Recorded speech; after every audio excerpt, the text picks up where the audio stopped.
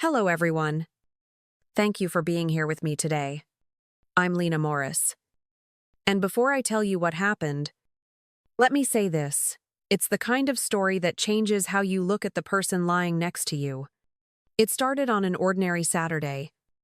The kind where laundry hums in the dryer and coffee goes cold before you drink it.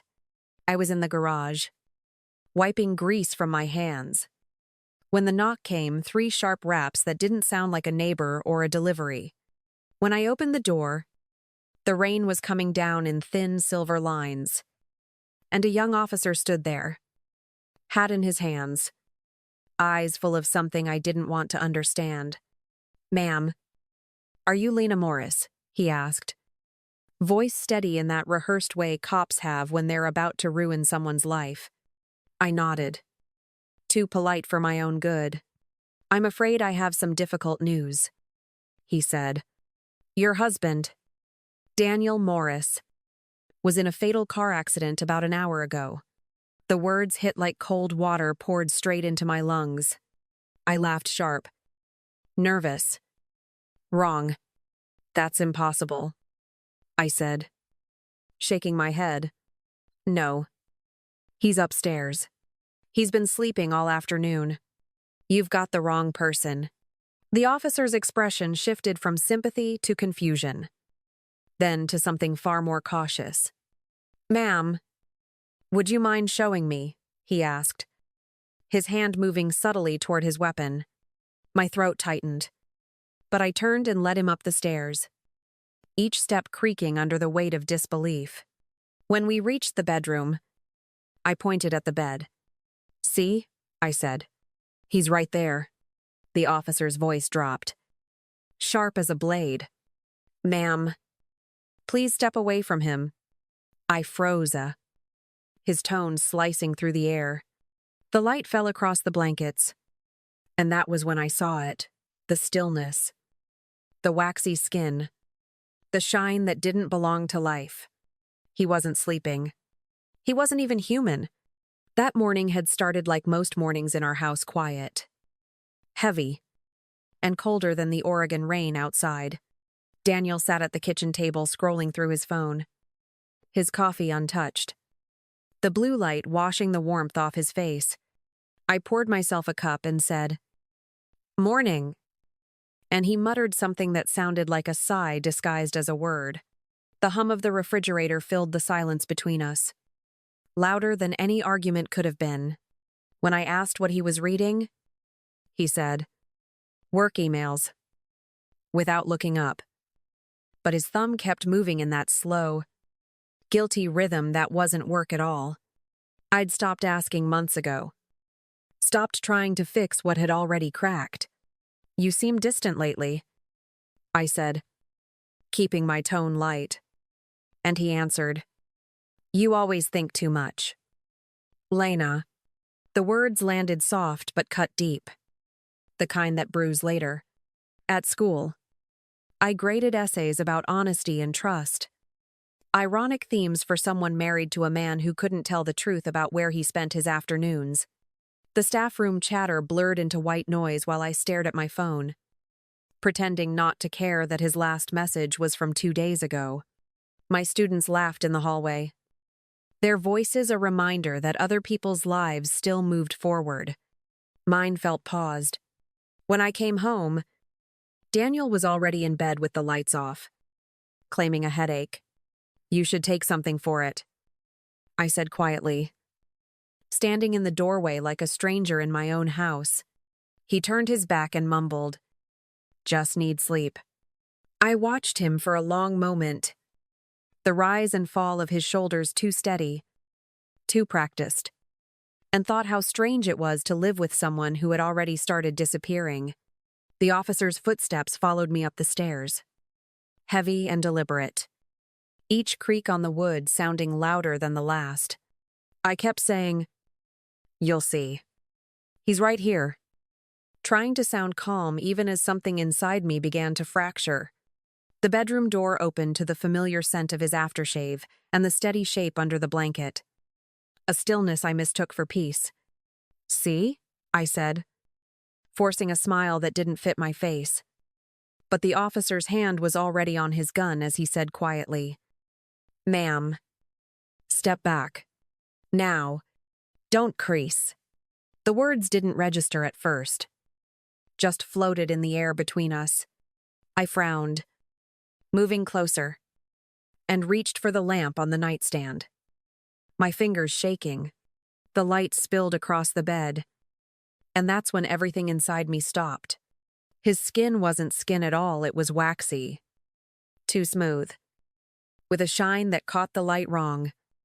Like a mannequin left too long in a window. My voice came out as a whisper. Thin and breaking. "What is that?" The officer's tone was clipped. Professional. But his eyes betrayed horror. "That's not your husband," he said. "That's a replica." I stumbled backward, my legs refusing to obey, my eyes darting across every familiar detail, the flannel shirt he always wore, the ring on the left hand, the scar over the eyebrow, all copied perfectly. Grotesquely perfect. He called for backup while I stood frozen, watching strangers in uniform swarm my bedroom. They moved with quiet precision, snapping photos, pulling gloves tight, turning my sanctuary into a case file. I heard the officer say something about fingerprints, about evidence, but the words blurred into static. I just kept staring at that thing in my bed, the shape I had loved, the imitation that had fooled me. It wasn't grief, I felt it was disorientation. The sick knowledge that someone had gone to impossible lengths to convince me of a lie. And in that moment, I realized the nightmare wasn't the mannequin itself, it was knowing that whoever had placed it there had been inside my home, inside my life, and had done it while I was still calling that place safe. They questioned me until midnight, but I had nothing to give them except confusion and disbelief. Every word I said felt smaller under the harsh light of their suspicion. When they finally left, the house was still crawling with strangers in gloves, and the mannequin was zipped into a black bag like a mockery of grief. I sat at the kitchen table, staring at the cold coffee from that morning, thinking of how little I really knew about the man I'd married. By dawn, I couldn't stay there anymore. So I drove to my sister's apartment across town. Ruby opened the door in sweatpants, her hair a mess, eyes sharp as always. "You look like hell," she said. And I answered, "That's generous." I told her everything, every word the officer said, every detail of the wax figure lying in my bed. She listened without interrupting, only tapping her pen against her notebook the way she does when she's solving a puzzle. "You know what I think?" she said finally. "Someone wanted you to believe he's dead. That thing in your bed, it's not random. It's staging." I shook my head. "But why? He's gone." To Ruby. His wallet. The ID. The crash. Everything points to him. She looked at me like a detective sizing up a witness. "Or everything points to what he wanted you to see." She made coffee while logging into one of her insurance databases, muttering about claim patterns and false death scams. "If I were him," she said, scrolling fast, "I'd wait for the payout, then disappear with someone who knows how to vanish." I felt my chest tighten. "You think there's someone else?" She didn't look up. "I think there's always someone else when a man suddenly starts guarding his phone like it's gold." The words landed like evidence themselves. An hour later, she turned her laptop toward me. There were bank transfers I hadn't seen. Small but regular. Funneled into an account under a name I didn't recognize. "He's been moving money for months," Ruby said. "And this woman, Tara Hendricks, shows up on his work schedule. Same lunch breaks. Same days off." I stared at the screen. At the proof blinking back at me. "So he's alive," I said quietly. The realization sharp as glass. Ruby leaned back, folding her arms. "Alive? Hiding. And dumb enough to think you'll never find him. But he just made his last mistake." It's dumb. Ruby spread the photos across the table like evidence in a courtroom, each one heavier than the last. He didn't die. Lena, she said. He staged the whole thing. And this woman helped him. I looked down at the pictures Daniel and Tara at a motel parking lot. His hand on her back. Their faces so casual it made me sick. You're sure this isn't old? I asked, my voice barely holding together. And she answered, dates don't lie. These were taken 2 weeks before the crash. I tried to breathe, but the air felt wrong. Ruby pulled out another document. This one showing a list of wire transfers under Daniel's name. He's been siphoning your savings, she said. Small amounts every month. Enough to look innocent until it's not. My mouth went dry. He was planning this for months, I said. And she nodded. Long enough to make you the grieving widow and himself a free man. It's certain, her said. What about the mannequin? I asked. Who even does that? She clicked her pen and leaned forward. That's where it gets darker. There's a guy named Rick Daly works off the grid. Makes fake IDs and bodies for insurance scams. Guess whose name he's been texting? My stomach twisted. Daniel. She didn't blink. Bingo. The sound of that word hit like a verdict. So what do I do now? I said. The question hollow in the quiet room. Go to the police? Ruby shook her head slowly. And say what? That your husband faked his death with a wax dummy? They'll think you're unraveling. I stared at her, realizing she was right. Then what? She smiled. Small and cold. You let him think he won. You let him walk straight into his own trap. Oh. Her words sat between us. Sharp and electric. You mean we set him up? I asked, hearing my own disbelief fade into something harder. Exactly, she said. He built this lie to erase you. So we use it to erase him instead. I stared at the pictures one more time, his smile. Her touch. The betrayal so clear it no longer hurt. He wanted a new life. I said quietly, then let's give him one he'll never forget. Ruby met my eyes. Her voice calm and final. Welcome to the game.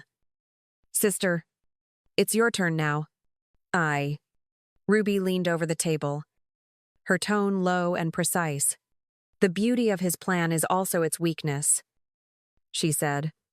It depends on you staying predictable, sad. Scared. Compliant. So we use that. I looked at her, trying to keep up. How? She smirked. By making him think everything's still going according to plan until it isn't. The way she said it made my pulse steady, for the first time since this nightmare began. I felt control creeping back. She pulled up a contact file on her laptop. Rick Daly is the key. He's the one who built Daniel's fake death. We make him talk. I frowned. And if he doesn't? Ruby's smile didn't reach her eyes. Then we remind him that tax evasion carries real jail time. The IRS scares men like him more than bullets. I didn't ask how she planned to do it, I knew she already had.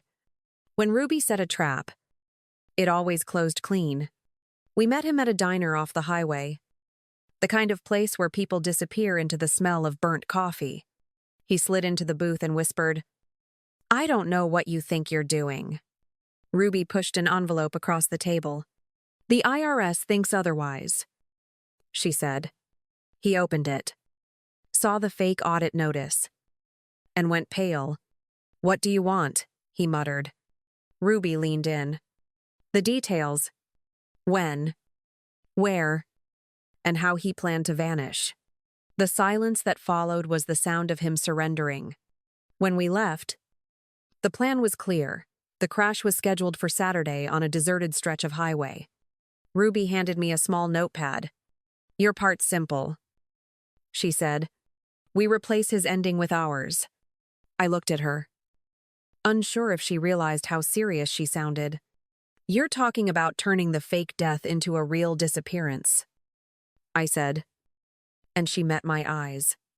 Exactly. We make his lie come true, but on our terms.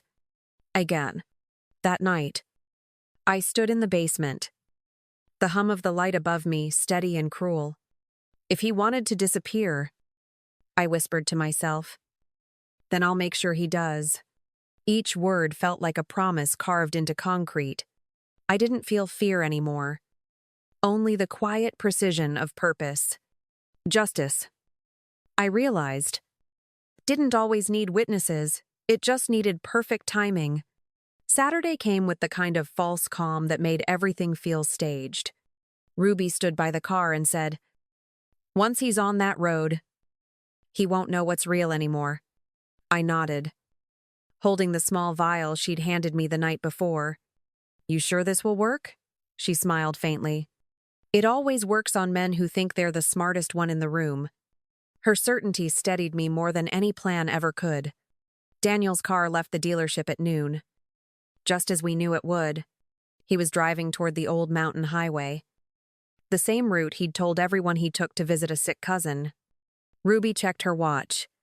10 minutes, she said. "Rick will call when it's done." My voice felt distant. "And when it's over?" She didn't hesitate. "Then he'll finally be gone. For good this time." The simplicity of her tone made it sound like closing a file instead of ending a life. The call came at 1:20. Rick's voice was tight. "It's done. The crash looks perfect. Cars torched. ID in place. Everything matches." Ruby answered. "Good. Take your money and disappear." When she hung up, she looked at me. "That's it. Daniel Morris died today." I didn't speak for a long moment. "No," I said finally, my voice steady.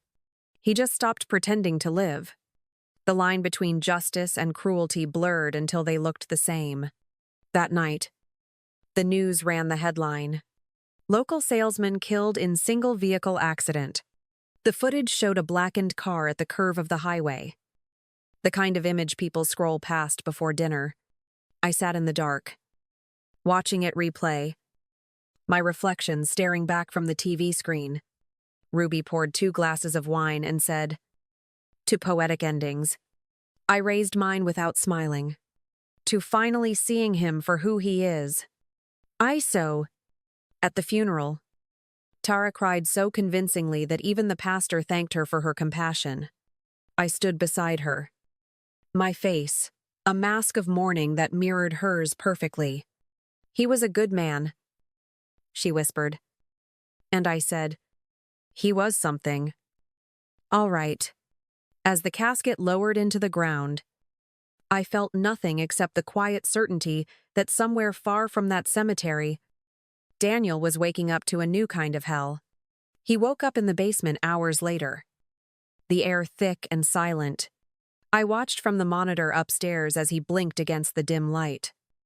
His confusion almost beautiful in its honesty. When he called out my name, his voice cracked. "Lena, where am I?" I pressed the intercom button and said, "Exactly where you wanted to be. Dead to the world." His head snapped up, eyes darting to the camera, disbelief giving way to fear. "You can't do this," he said, pounding on the steel door until his knuckles went red. "Someone will come looking for me." I almost laughed. "Who? Daniel? The mistress who thinks you died in a fire? Or the cops who closed your case before the ashes cooled?" He froze, the reality sinking in like a slow knife. "You're insane," he hissed. And I answered, "No, I'm just finished being the one who doesn't see the truth." The quiet that followed was the sound of power shifting. That night, I turned on the small TV mounted on his wall. "Thought you might want the news," I said into the mic.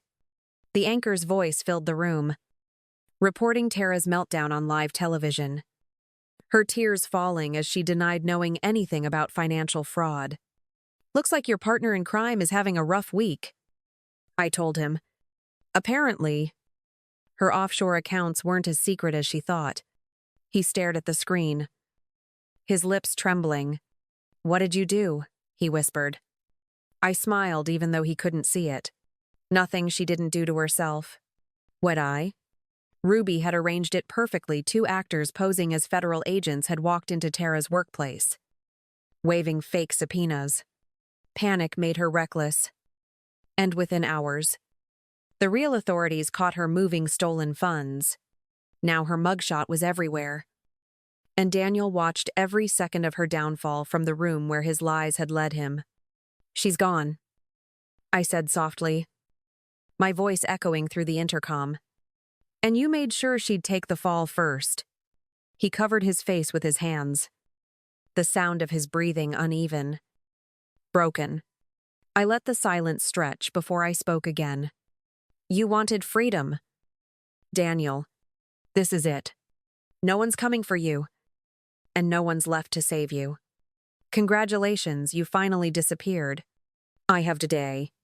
When I finally opened the basement door, the air felt thick enough to taste. He looked smaller than I remembered, sitting on the floor like a man unmade. "So this is what justice looks like to you?" he said, his voice raw. "No," I answered, stepping closer. "This is what consequence looks like. Justice would have been kinder." He laughed once, hollow and bitter. "You think you're better than me?" I met his eyes. "No, Daniel. I just stopped being worse to myself." "I have." He tried to stand, hands trembling. "You don't have to do this. I made mistakes." "I know that. But we can fix it." I shook my head. "You didn't make mistakes. You made choices. You chose to make me disappear while pretending to mourn me." His tone cracked. "I wanted out. You never listened. You never changed." My jaw tightened. "You wanted out of accountability, not love. There's a difference." The silence between us was sharp, each word cutting clean through the years we'd wasted. He reached for me. Desperate. "Please. Lena, I can make it right. Just let me go." I stared at him, seeing the man who'd once promised forever and delivered nothing but erasure.